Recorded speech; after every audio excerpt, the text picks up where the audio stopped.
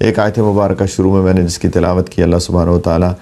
فرما رہے ہیں نیک لوگوں کے بارے میں کہ الذین ينفقون اموالهم باللیل والنہار، کہ یہ وہ لوگ ہیں جو اپنے مالوں کو رات دن خرچ کرتے ہیں، سرا وعلانیہ، چپکے چپکے سے،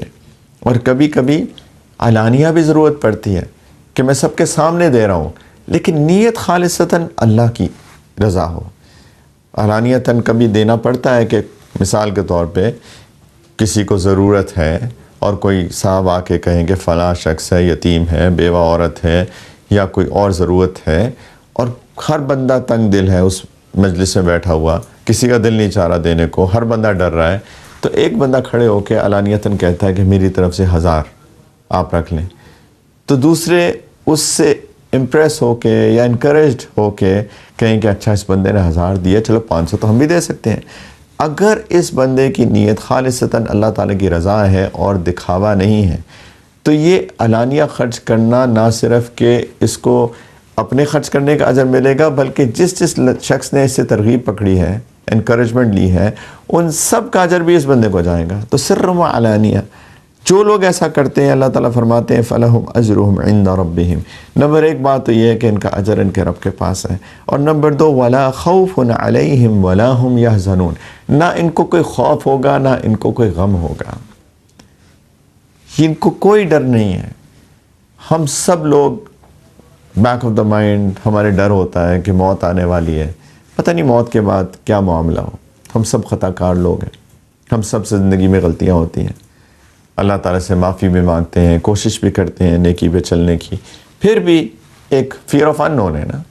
کہ پتہ نہیں کیا بنے گا، وہ جو اتنی ساری غلطیاں میری سے زندگی میں ہو گئیں تو آگے کا معاملہ کیسا ہوگا۔ اللہ تعالیٰ فرماتے ہیں کہ ان لوگوں کے لیے کوئی خوف نہیں ہے، نہ ہی ان کو کوئی غم ہوگا۔ کتنی بڑی سعادت کی بات ہے، اور کس وجہ سے مل رہی ہے؟ اللہ تعالیٰ کے راستے میں خرچ کرنے سے۔ میں اکثر یہ بات اپنے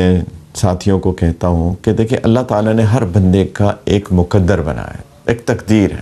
ہر بندے کو کتنا مال زندگی میں ملنا ہے یہ اس کا مقدر ہے،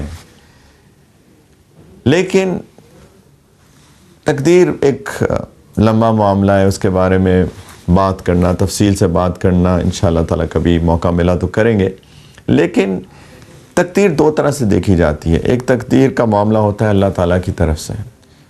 تو اس پرسپیکٹیو سے اگر دیکھیں تو تقدیر نہیں بدلتی، لیکن اگر ہم اپنے پرسپیکٹیو سے دیکھیں تو تقدیر بدلی جا سکتی ہے۔ تو ہمیں کتنا ملنا ہے اگر ہم خرچ کریں گے تو اللہ سبحانہ و تعالیٰ ہمارا رزق بڑھا دیتے ہیں۔ لوگ اکثر یہ بات کرتے ہیں، سوچتے ہیں، فکر کرتے ہیں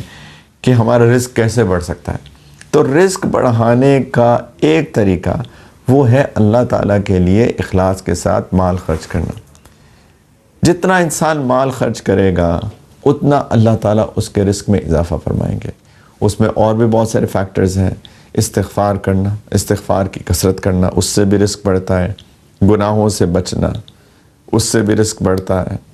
بلکہ اگر کوئی بندہ گناہوں میں پڑا ہو تو اس کا رزق تنگ ہو جاتا ہے۔